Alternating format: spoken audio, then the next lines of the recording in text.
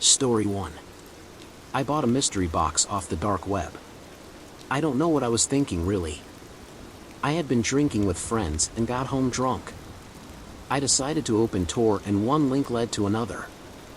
I ended up on a marketplace website that was selling all sorts of shady shit. I could buy my own weight in cocaine if I saw fit, and had the money. Though something caught my interest. A posting said, mystery box, made to order $250. I read the description, which listed what it could contain. A brand new iPad, that was it. That was the thing that made me send $250 worth of Bitcoin to some random guy in some random place on the internet. I had vague memories of sloppily messaging the seller that I really wanted the iPad. Oh God, I remember sending them an extra $50 to sweeten the deal. What a dickhead. When I woke, my head hurt. I had a full-blown migraine. It wasn't until I'd had breakfast, showered and opened up my laptop that I remembered. My heart sunk. I didn't have money to waste on shit like that, but I did. I clicked the button to message the seller to tell them I changed my mind, but nothing happened. I refreshed the page and as you can guess the listing wasn't found. Now, I didn't think myself to be an idiot. I wouldn't fall for 411 scams. I know no Nigerian prince wants to send me money. But drunk me, he's a bit of an asshole. I checked my Bitcoin account to see it tell me that I was out of untraceable money. I swear I had at least $750 worth in there. If you take the exchange rate of the day, with the way it fluctuates it may have been only worth $300. I was depressed for the rest of the day. I promised myself I wouldn't do anything like that again. But then drunk me is a real, you know. Weeks passed and I completely forgot about it. To be honest, I didn't want to remember how stupid I was. Today though I did remember. I walked downstairs to see a large brown box on the kitchen table addressed to me. My dad must have received it from the mailman when he was getting ready for work. I stared at it, shocked to see it had actually arrived. I picked it up. The weight was lopsided, but it was heavy. That was a good sign. At least it wasn't filled with packing chips. I pulled off the tape and opened it up to reveal a lot of packing chips. I chuckled to myself before plunging my hand in. I pulled out an anonymous red sweater. I held it to my face. It smelled of perfume. It was used. I was slightly disgusted, but what did I expect from the dark web? I placed it on the table next to me. The next item was a set of keys. I examined them and wondered why on earth that was part of this parcel. It was literally like the guy just shoved some random things into a box and sent it off. I was beginning to feel ripped off. I placed my hand in again and pulled out a small bag with a note attached. I knew what it was before I read it. I was excited. A little thing to make the time pass more calmly, written in Sharpie. It was a good amount of weed. I'd never bought drugs off the internet. I opened the bag to see if it was the real deal and that strong skunky smell rose up. I took a deep breath and sighed. I'd say it was $70 worth, give or take. I pushed it into my back pocket, worried that my mom could be up in any minute and catch me with it. I was intrigued to see what was remaining. Maybe I'd make my money back yet. The next item was a small wooden box. I opened it to see a few pieces of silver jewelry. I checked each one, having no idea if it was worth anything. There were 2 necklaces and 2 rings. I wondered if these were stolen or bought from a pawn shop. I placed it next to the red top. The next was another baggie, with another note written in Sharpie.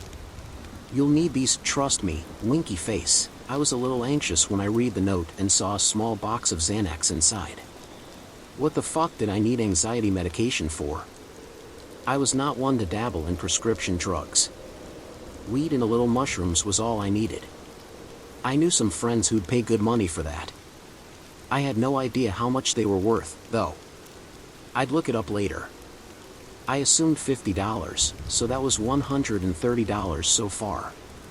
And to be fair, for something off the dark web, if I only lost around half my money, I should count myself lucky. I fished around in the box again and couldn't feel anything else. I picked it up to feel it was still heavy. I placed it down again and stood up. I reached all the way to the bottom and felt something large and slender. I pulled it out. It was a fucking iPad. Holy shit. Jackpot. It was slightly scratched, but it wasn't a first generation, it was light and thin, it was at least an Air. I was stoked. It was then my mother popped her head around the corner. "Hey honey, did you get a package?" "Yeah," I said, suddenly aware I could smell the weed in my back pocket. "Hey, you found my sweater," she said delighted. "Where was it?" Was all I mustered. She picked it up and unconsciously the keys too. She walked away. I sighed, worried she'd smelled the drugs. "What's that?" she said, turning. "I'm holding it for a friend," I said without thinking. "What?" she said, not paying attention. "What's my jewelry box doing down here?" I stared at my mom slack-jawed. She picked it up and opened it, studying if anything was missing. "Well, answer me," she demanded. "It was in the package," I said honestly. "Don't bullshit me. Were you going to sell this?" "No. I promise. Just wait until your dad gets home." "Jesus, Darren. I swear this is not your stuff. It was in my package I bought off the net. You expect me to believe you bought my exact top and my jewelry box off the internet? Why in God's blazes would you do that? It was a mystery box. It could have contained anything. You come up with some shit sometimes. I think it's best if you go to your room." "I'm 17, I said. "When you're under our roof, it's our rules." I picked up the iPad and went upstairs. I laid on my bed and turned the device on. I was surprised to see it still had power. A few non-standard apps appeared on the desktop as I swiped to unlock. Nothing of interest though. I checked the email program to see that it was blank. I was worried it was stolen and knew I couldn't keep it if there were any personal data on there. I checked the Photos app, there were around a dozen photos. I tapped the first, it was a low light shot of a street, could have been any. I swiped and the next was of the front of a house. The light was on in the front room, but in the low light, it overexposed the shot and made it hard to see any detail. The next was of the side of a house. The horizontal whitewood siding looked similar to ours. The next was of what appeared to be a rear door. Then one of a kitchen. I did a double take, the place looked identical to ours. Then one of the living room. The TV bright and hiding the faces of the people who sat on the couch and chair. Then one of the stairs. The brown waxed wood of the floor was uncanny and my heart thumped in my chest. Then one of the landing. This was no coincidence, it was our house. The family portrait that hung on the far side wall, even in the low light, was obviously ours. I panicked and didn't want to swipe again, though I did. My parents' bedroom. My mother asleep on the bed covers pulled taut. The next few, the covers being pulled back gently. My mother pulled her legs up from the sudden cool air. The cupboard open, a black gloved hand reaching out and searching. The hand holding a red sweater. A dark photo with lines of light obscuring the view. Another dark photo, this time the exposure was better and I see it's from inside the cupboard. My dad was in the room. The next, my dad getting into bed next to my mother. Then one of the bed, my parents sleeping. I swiped again and saw the covers pulled back. Whoever it was doing this wanted to be caught, I was sure of it. After that, in the hallway again, the black gloved hand holding the jewelry box outstretched. Only one photo remained and it was above a bed with someone sleeping below. It was me. My blood ran ice cold. I threw the iPad to the floor, hearing it crack against the side of my desk. "No, no, no," I said to myself. I leaped up and saw the screen stare back at me with a rainbow mosaic of broken LCD and glass. What was I going to tell my parents? They'd never believe me. I pulled the bag of pills out of my back pocket and read the note again. "You'll need these, trust me, winky face." I turned it over to read a date. July 21st, 2018. It must have been when the package was sent. I read it again and realized that's tomorrow, Saturday. Fuck. What does it mean? I have to warn my parents. Please, if you don't hear from me, call the authorities, I fear the worst. Story 2. Do not buy the lost Disney movie off the dark web. My daughter is obsessed with Disney. In fact, she doesn't want to be called by her real name anymore. She insists on being named after Elsa, Queen of Ice. She has all the merchandise and all the movies on DVD. Every time Disney releases a new movie in the cinema, she insists she has to see it.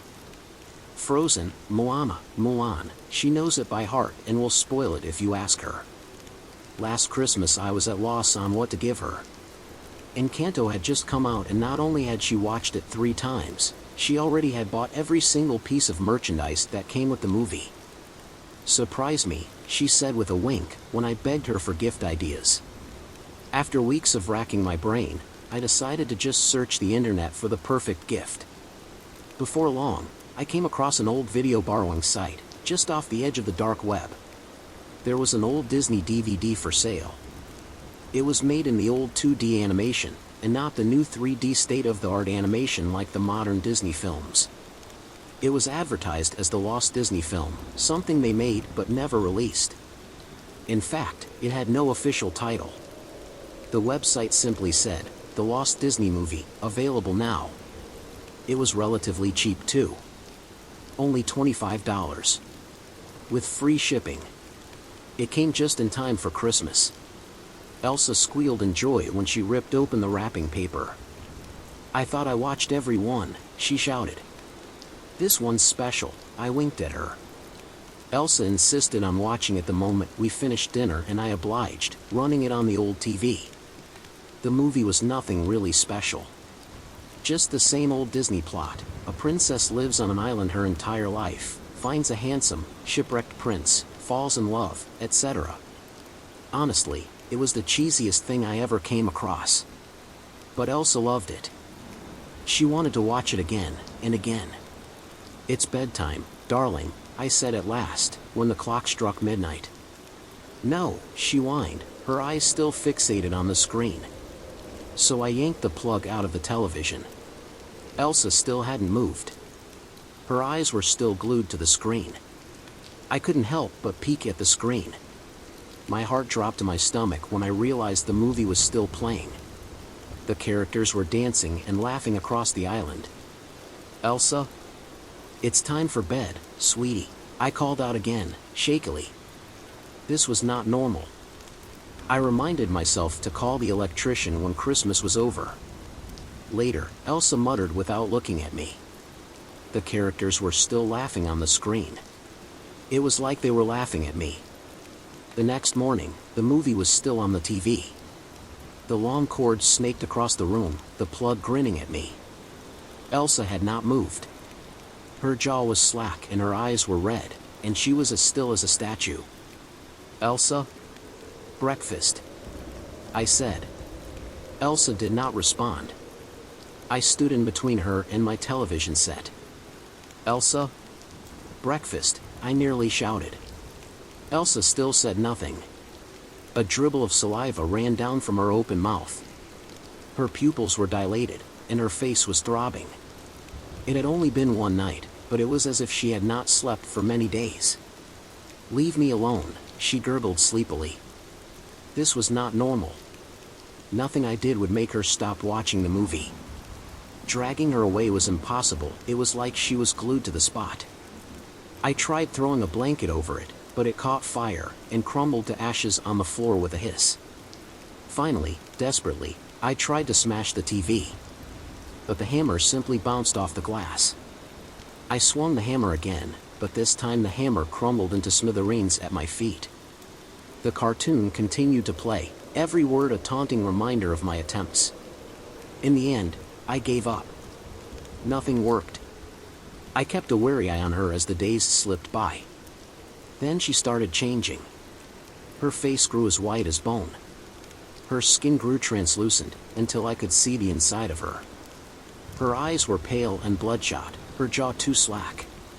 She barely responded when I called her name. And she grew more interested in the film, sliding closer and closer as the days went by. Then one day all was silent. I called Elsa's name, but she did not even grunt. Then I made the mistake of looking at the television set. There she was, frolicking happily on the island with the characters, a blur of pixels on the screen. I screamed her name and banged on the screen, but it was like she couldn't hear me. Like she was there all along. I kinda regret buying the Lost movie off the internet now, especially since I lost my daughter. Too good to be true, as the saying goes. How I wish I had heeded that warning. Especially since as I pen these words, I hear my daughter's sweet voice from the television set, inviting me to watch the movie and be with her. Frolicking on the island paradise, like the old days. Should I? Story 3. I've been squatting in a condemned high-rise. These are the rules I follow to stay safe. I'm not homeless. I have a home. I just don't own it. But it's mine and I work to keep it. Every city has its fair share of abandoned buildings to squat in, but usually you gotta deal with either cops or shitty neighbors. The Andale high-rise has neither. Police stay away, so do the locals. As a stranger from out of town, I stumbled across the place on my first night in the city and thought it a little strange that a 28-story tower block had been left to rot. Every window black. Every light in the courtyard smashed. No cars in the lot. No booth for a guard. Not even barbed wire on the fence. Barely half a mile from a playground filled with shouting drunken teenagers, but none of them strayed in the direction of Andale. No fires or music or bottles hurtling through the air. It was silent. Inside, I found that the lobby had been torn to shit. Double doors ripped open and left that way for what looked like years. Easy access for the curious, but I was the only one there. Most of the first story had collapsed. Waterlogged ceiling tiles turned to mulch by shitty British weather. I know water is invasive, but it had practically fucking colonized the place so bad algae was growing out the walls. Even the elevator shaft was flooded. My own reflection looking back at me as I peered through brackish water and caught a glimpse of the old rusted carriage just a few feet below. I couldn't help but think about standing on top of it, waist high, and reaching down to pull open the emergency hatch. Only natural to wonder what was down there. Little metal box soaking in pitch black water for years and years. I thought about pressing the button, calling it up and seeing the elevator rise in spite of all logic. An image I still think of from time to time. Meanwhile the empty shaft loomed above, cables whistling in the wind. I've learned not to linger by it. If you look up you'll sometimes see something ducking out of the way, pulling its head through the doors before you get a good look. It finds it awfully funny, even tries to make a game out of it, like peekaboo. Play too much though and it starts to pop up elsewhere. Any open door becomes an invitation. Sent more than a few people running for their lives in the middle of the night, but bad news for them. That thing is more than free to leave this place if it's part of a game. If you ask about Andale most people just shrug or laugh. Kids will talk about it same way they talk about any haunted house. Difference is no one dares anyone to go up there. No one uses it to get pissed or high. No one sneaks into the basement to have a risky little fuck. No one hides their stashes there. It has all the hallmarks of your classic urban legend, only people actually stay away. They'll laugh and joke and tell scary stories, but they treat the soil it's on like it houses a radioactive leak. And the council, I'm surprised they haven't knocked it down, but they, out of everyone in the city, have the most to lose by talking about it. They built it in the mid-50s as government housing. Only a lot of the young mothers who moved in there found their children's health taking a turn for the worse. Started with newborns. Babies that wouldn't wake after a peaceful night's sleep. The kind of deaths that got written off as either negligence or abuse, screaming teenage girls hauled off to prison on the words of doctors who didn't give a shit. It's always the mother's fault in some people's eyes, and these girls had no one to stand up for them. 2 in the first year, 4 in the next, and they kept on coming for every year until it closed. Wasn't until 1982 that someone traced the source of deaths to tainted water storage on the roof. Toxic metals leaching into the supply. Not enough to kill an adult, but bad news for anyone with weak immune systems. 38 women had been imprisoned by then.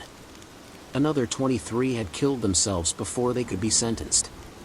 And those are just the ones accounted for. Not all the deaths were from the water. Andale has a way of being bad for any child's health, no matter the circumstance. More than a few toddlers starved to death as their parents rotted in the tub from an overdose. Even more were lost when they found their parents' stash, little bodies racked with agonizing fits as their panicked mothers screamed for help. One tripped down the elevator shaft because the doors opened as if the carriage was right there. And those are the ones who were found. Plenty more went missing, written off as runaways. In the end, Andale's reputation as a cursed place got so bad the only way out was to shut the whole thing down. Board it up. Erase it from the records. Pretend it never happened and just forget. But Andale kept on killing even after the doors were officially shut. If anything, it only got nastier. Talked to one cop who told me he found a guy dead from sepsis on the 6th floor couple years after the place was shut down. No one could fucking believe it. They reckon this guy scratched himself on a nail and caught gangrene like it was the 1800s. Never went to the hospital. Just laid there and died slowly and painfully as the infection spread, but not before he took every last bit of furniture in the room and shoved it against the door. Strange enough on its own, but it was the flag he'd made out of his own clothes that freaked everyone out. He'd scrawled help on it, like he wanted to get someone's attention down below even though the lock was on his side. He could have left any time he wanted. Cop I spoke to said he was there when they kicked the door down.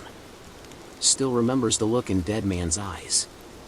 He was glaring at the door 2 days after he'd passed, white-knuckled fists gripping a blanket that smelled sickly sweet from all that infection. There were others too. Lots of people falling, many of them without a good reason. Got so bad they bricked the roof door, but by the time I arrived someone had cleared it all away with a sledgehammer. I still don't hang out up there. Not after I first went up and saw pale fingers gripping the ledge, like someone was hanging off it and holding on for dear life. I reckon a lot of people see something like that and think a person needs their help. They go rushing over to offer a hand. But when I saw it, something about those grimy nails set alarm bells off in my head. Fingers looked all wrong. So I took my coat off and used a broom handle to move it closer to the ledge. Sure enough, those ugly hands snatched at the coat and ripped it out of my hands, sending it hurtling to the parking lot below. I've thought about taking a closer look from time to time, but I got a thing about heights and could never bring myself to investigate it much further. You'd think I'd leave, but it's my home. I own it as much as it owns me. People even refer to me as the caretaker now, like they forgot I wasn't always here. Police treat me the same, can you believe that?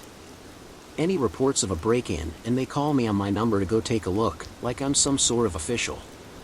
Only other guy who was here as long as me was the philosopher. I don't know his name, just call him that because of the books he left behind.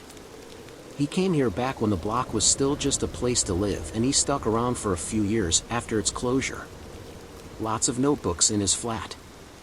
Thousands of pages talking about child sacrifice made to gods who don't like being named, along with pictures of strange things frozen in ice and medical photos that look fake. At first I thought he came to document the curse. He has dozens of books just recording all the strange things he saw, like birds with too many wings or milk that turned to clotted blood in the bottle. But after going through everything he owned, I found letters to a wife who'd died in childbirth. He kept her death certificate way at the back of an old-looking box filled with the letters he'd kept writing her long after the date.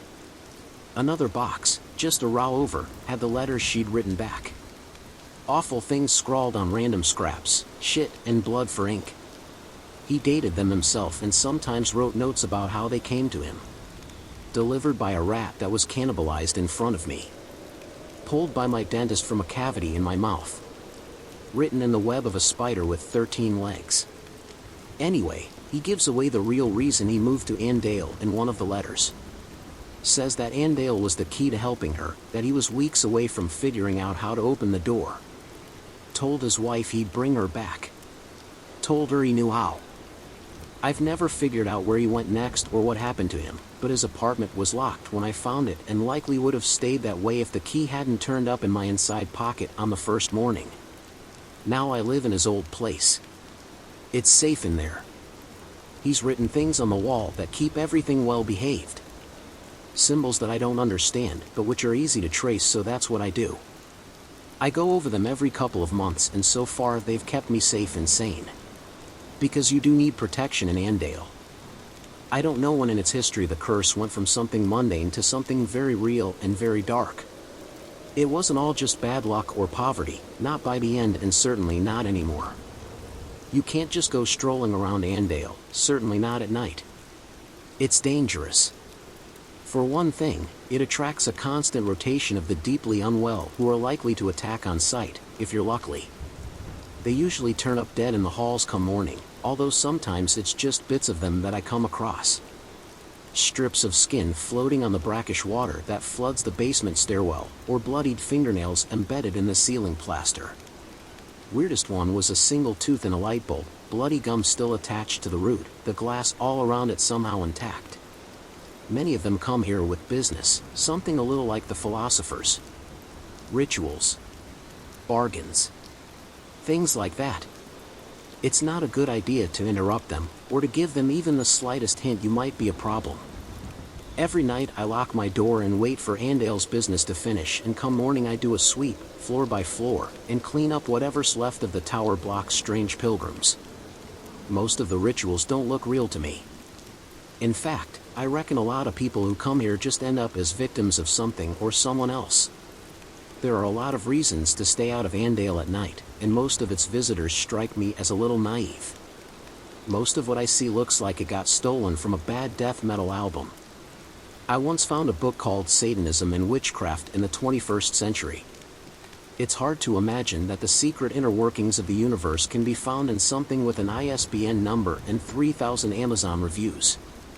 Of course, not all attempts at exploiting Andale's energy are so hackneyed. I had one guy turn up at my door and pay me $3,000 in cash just to show him the darkest corner in the building. I wasn't sure what he meant at first. Thought he meant light and shadow. Sort of, he replied when I explained this to him. Darkness like that can be part of it.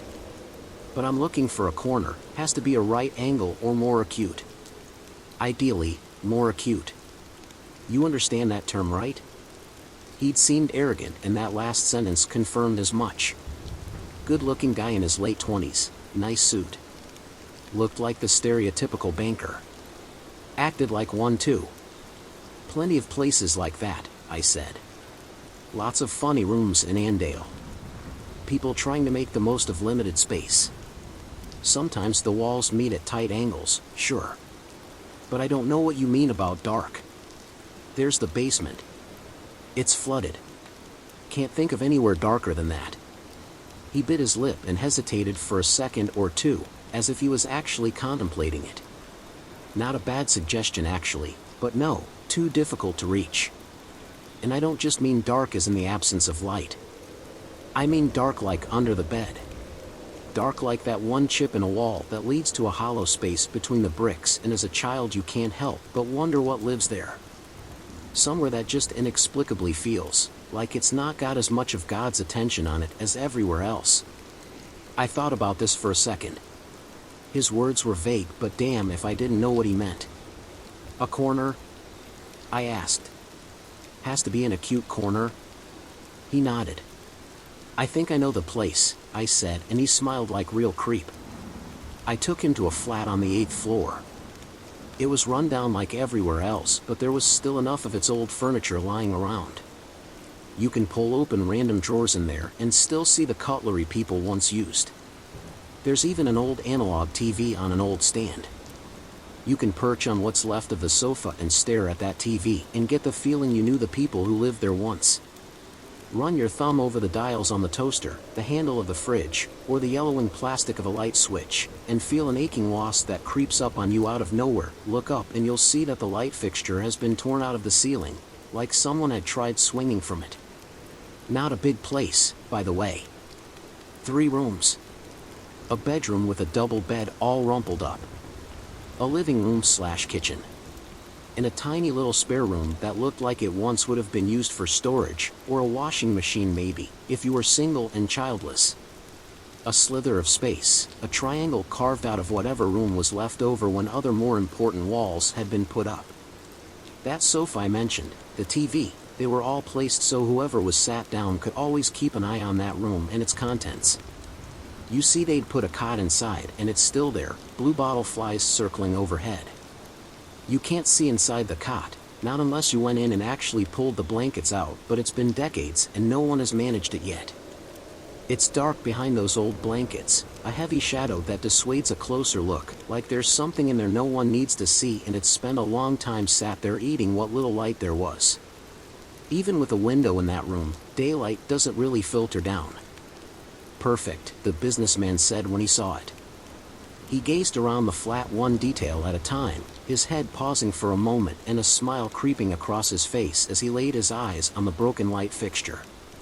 And the cot, the sight of it, the flies that still circled above faded Winnie the Pooh blankets, it made the breath catch in his throat.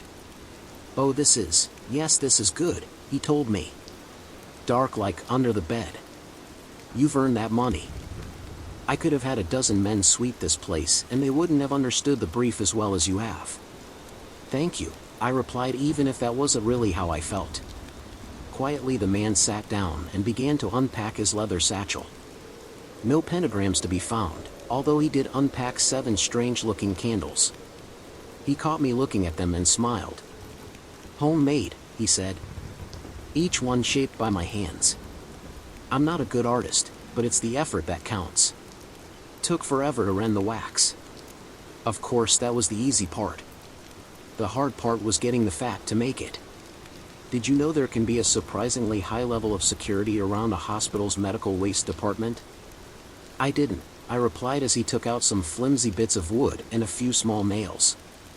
He oh so carefully began to nail the splinters of wood together into what looked like random shapes. "Oh well," he sighed after a few quiet moments, his fingers nimbly gripping the tiny hammer as he tapped away. Already he'd put together at least 6 of the strange little wooden polygons, and with each new one I felt a strange sensation. "Would you like to stay and watch?" he asked. "Absolutely not," I answered. He stopped tapping and smiled once more. "Oh, you're clever," he said. "That's the correct answer, by the way. And if I'm to respect it, I should inform you that now is the safest time to leave." I made my way to the exit just as he lit the first candles, but not before I looked towards the cot one last time. I was surprised to see a hollow blackness that extended beyond the doorway, like a curtain had been draped across it, only there was depth to it that drew the eye. The businessman paid it no attention, but after a few more seconds he eventually looked up at me expectantly. "Can I ask what is it you want?" I said.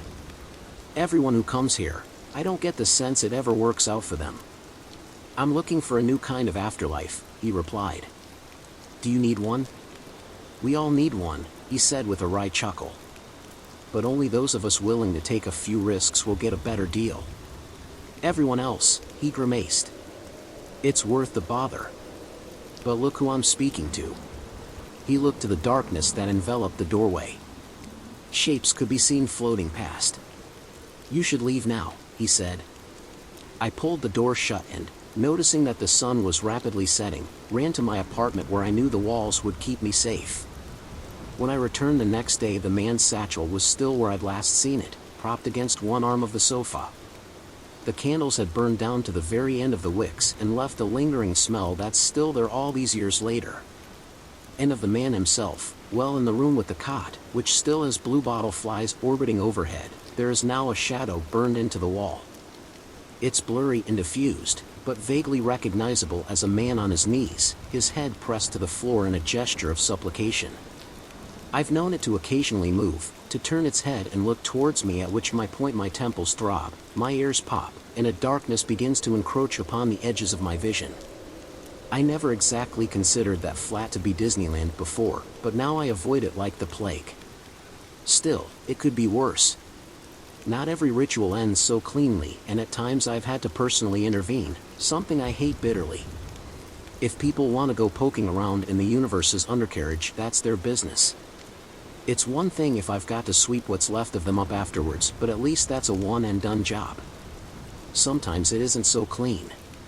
One guy turned up and told me he'd be a new resident, my neighbor, and we'd get to know each other. A bumbling old man with an upper-class accent and the look of a professor who was down on his luck.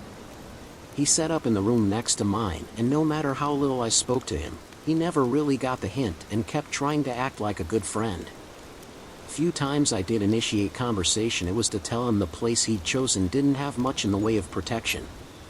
He pointed to some funny little rashes and told me they were his protection. Over the next few weeks I'd bump into him from time to time, always on his hands and knees, scraping some dank corner or moldy pile of bumpy growths. He collected fungi, told me on the first day, and I'd often see him wiping his samples onto petri dishes that he whispered quiet words to whenever he thought I wasn't around. I don't think he was sane, but he probably wasn't completely barmy because he lived long enough to get a sense of Andale and only come out in the day. Meanwhile, his apartment filled up with a growing collection of chittering terrariums and pickle jars, their specimens hidden by murky fluids. All over, he planted and cultivated strange mushrooms and molds. Encouraged them to soak up the darkness of Andale and set them to grow in the rife conditions he'd cultivated. Towards the end, his living room had mushrooms growing out the walls. Plaster crumbling beneath microbial armies until there was only concrete and rebar, and even then mold continued to grow and thrive. A few times I peered in and found him feeding meat to the frilly growths that exploded out of the old furniture. During this time the symbols on our shared wall would often grow hot, and I found myself having to replace them on a nearly daily basis as he tinkered away on the other side. I asked him once or twice to tone it down. "This is important work," he growled, an unseen darkness creeping into his voice. "I'm not some ditzy crackhead trying to summon the Baphomet. I'm not looking to get high. This is science. Progress. That is what I am working towards." "Yeah, well, your progress is trying to eat its way into my flat. Can you ask it to stop?" He stopped, frozen mid-gesture like I'd said something either profoundly stupid or insightful, or likely a bit of both. He looked at the rashes on his arms that had, by now, started to sprout some of their own strange fruit. When he finally spoke again, it was sly, like a lecherous old man propositioning a nurse. "This fungi," he said. "They had samples of it in the university for 30 years. Can you imagine?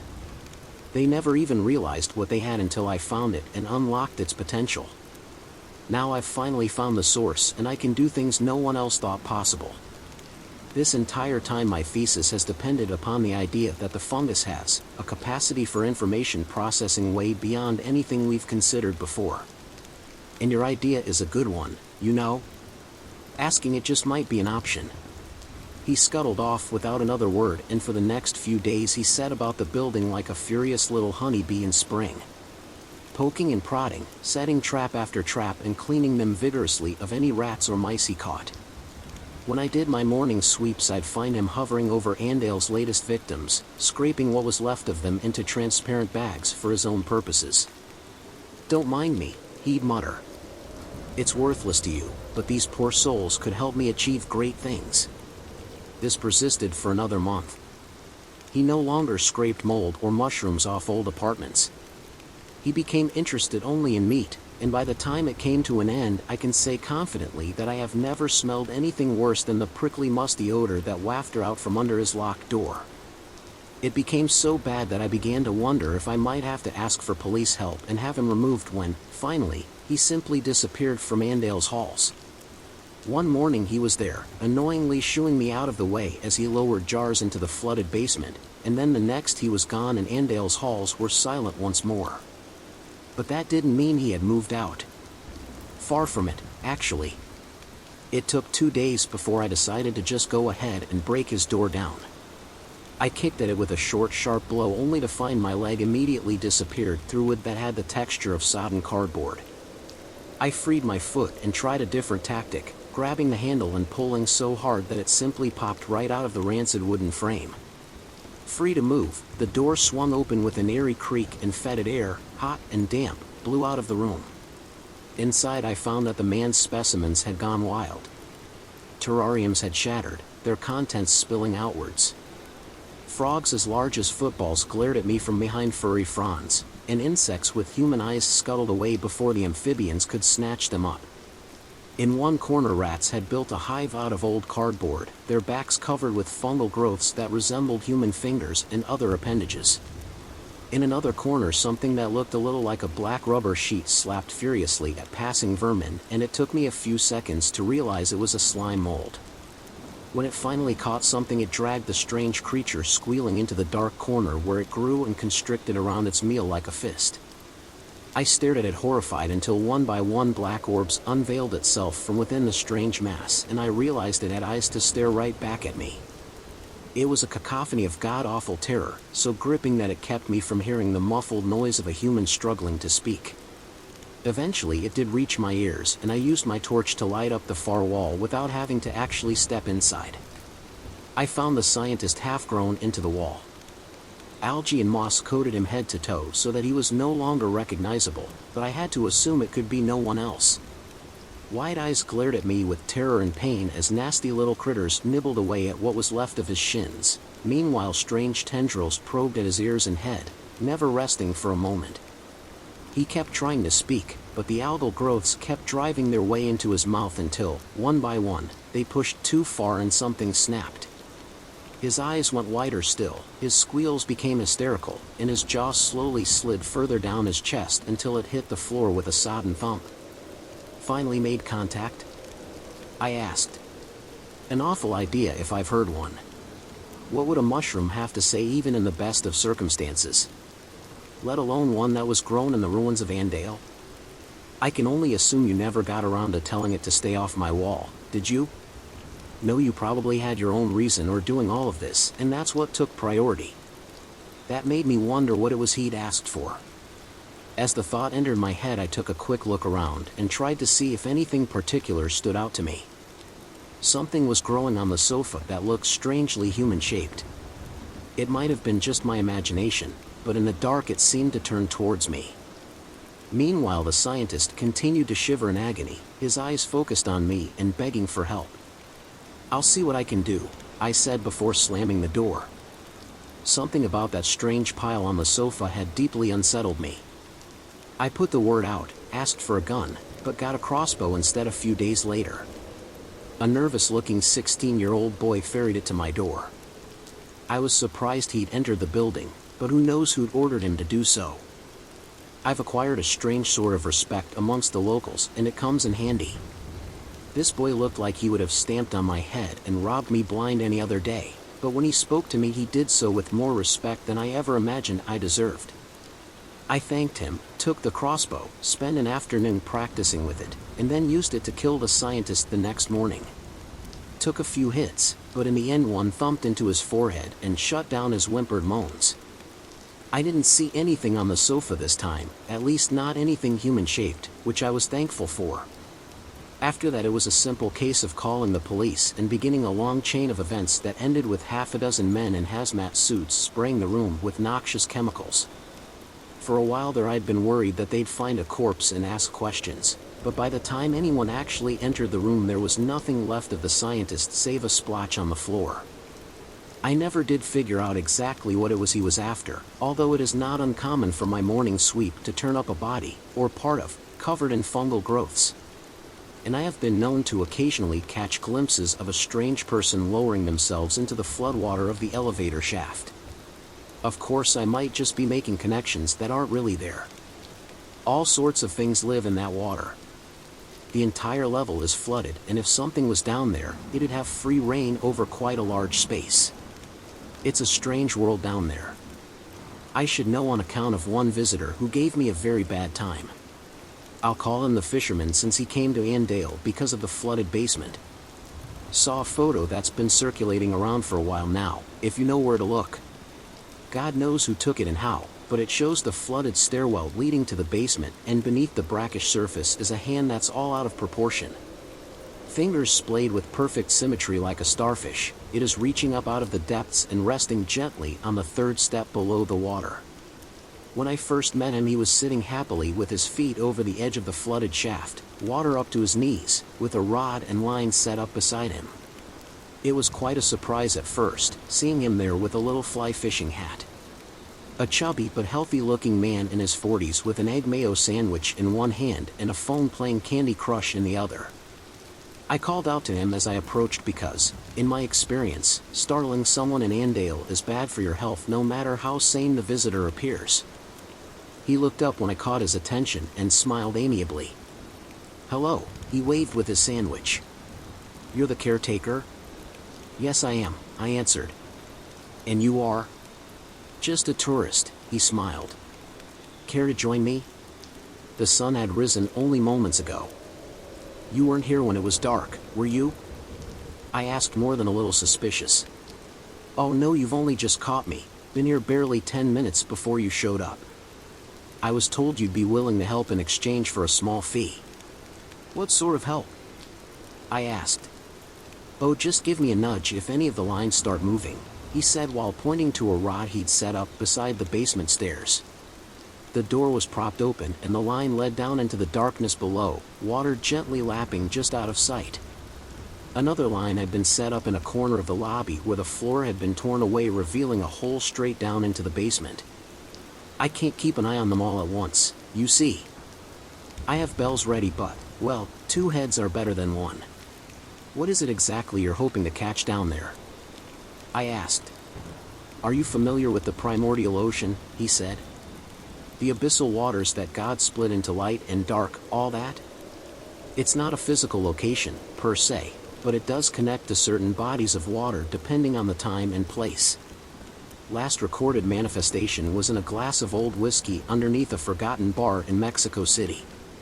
Some poor fellow knocked it over and didn't notice until the following day when half the bar was suddenly underwater. Quickly rectified, but some of the things swimming in that water were something else, and all from at the bottom of a glass no wider than my wrist. Imagine what we can do with this," he said while gesturing at water by his feet. "You think there could be fish alive down there?" I asked. "At least," he replied. "I'd be willing to pay for any reliable information, of course. Do you have any idea what might be down there?" "Not really," I shrugged. "But I'd guess it wants to be left alone." "You might be right there," he said while looking at his other rods. "I didn't exactly put down any old lore, you know." He reached into his pocket and took out a strange tuft of fur and ivory, holding it up for me to squint at. "A tooth from a man who drowned in the sea. A drone collected it off a shipwreck near the Norwegian coast. The fur is actually red algae that was found growing on his bones. I have plenty of these and, well, other things that might appeal to what's on the other side. My research was thorough and expensive. Come on, take a seat. Flat fee, 1,000, just sit here until the sun starts to set." "I just have to sit?" I asked. "And let me know if you hear or see anything." I groaned and sat beside him, folding my legs instead of letting them dangle in the water below. Despite my reticence, we stayed like that for several hours. He'd brought lots of food, good homemade stuff, along with plenty of cold beer. We sat there and spoke very little, but we did eat and drink a tremendous amount. Not the kind of thing I do normally, but I was being paid to be there, and I didn't really have anywhere else to be. It was, all in told, a very pleasant afternoon. Until I fell asleep. When I awoke it was with a terrible gasp. My chest was tight like something had been sitting on it, and judging from the terrible giggling and scampering feet I heard running off into the darkness, it might not have been just a feeling. Already panic was setting in as my eyes darted to the open doors and saw that the moon was out and had been for hours. I fumbled for my torch and turning it on saw that there was no sign of the fisherman.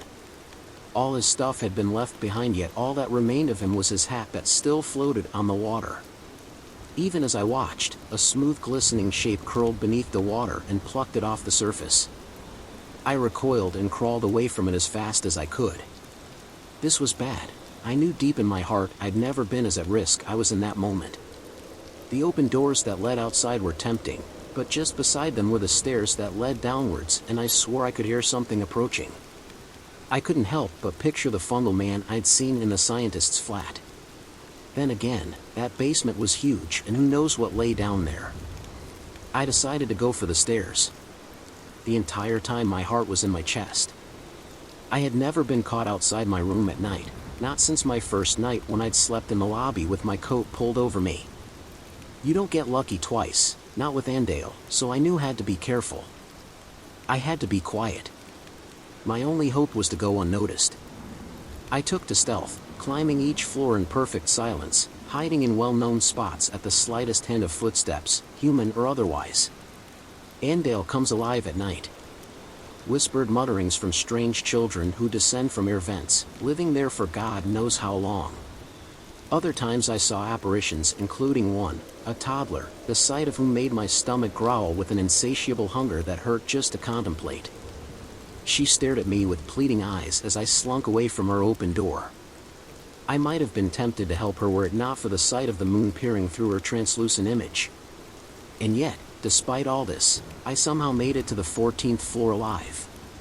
Only it was there right at the final hurdle, so close to safety, that I came across something out of my worst nightmare. A woman stood outside my apartment door. Silent. Pale. Dirt-covered fingernails. It was all too often I'd open my door and find muddy impressions on the floor made by a woman's bare feet. Now I knew who left them every night. I couldn't see her face from where I hid, but something about her seemed profoundly familiar. When she finally turned towards me, I remembered. I recognized her, even though most of her face was missing. It was the philosopher's wife. He had succeeded, it seemed. But I couldn't imagine at what god-awful price, because the woman who stared at me had clearly weathered some years in the grave. It was only the poor lighting and her long hair that had covered up just how bad a state she was in. A lipless grin stared back at me below sunken cheekbones and hollow eye sockets. And yet, I could tell that in another life she had been beautiful, which only made the sight all the more gut-wrenching. "My darling," she whispered, and there was something about her voice that I found hard to stay sane in the face of. I don't know why. Over a decade in that place and I had borne witness to living nightmares, but it was this walking corpse that pushed me to my limits. The inescapable feeling of loss weighed me down, and without realizing it I found myself taking steps towards her even as my knees buckled. By the time I reached her I was crawling until I could clutch her grimy icy leg, and that was the last thing I remember before I woke up in my bed the following morning. Everything seemed normal, so completely mundane that I could have written the whole thing off as a bad nightmare. But there were footprints leading from my bed to the door. And later on I found the fisherman's things much as he left them, although when I finally reeled his lines and I found the lures gone and replaced with bits and pieces of the man who'd first set them up. I threw it all into the water below and decided it would be best to forget him. Every now and again, of course, I can't help but check my peephole at night. I never did before that, but now I do. I see her every single time. She looks sad. Hurts me to think of her out there. It ought to be terrifying, but it's more like someone's ripped out my stomach and heart and let all my insides fall out the bottom. Each time I see her I wonder what exactly was it he did to bring her back. He leaves only one hint. A final letter, I think. It's not like he dated them. In it he says he would give everything to have her in his arms once more. Not only his life, but everything he's already lived. Every sunset. Every good dream. Every nightmare. Every victory. Every loss. Every little memory that makes him who he is, he'd give it all just to save her. Sometimes I wonder about him, figuring we'd probably be about the same age. I'd like to think back and imagine what it would have been like for the two of us to meet as young men, but for some reason whenever I try to remember what my life was like before I came to the city, before I woke up with that coat pulled over me, well, I don't know. It's just hard, that's all. It's almost like there's nothing there. Like something reached in and took all the years away. I guess it's just one of those things I'm better off not dwelling on.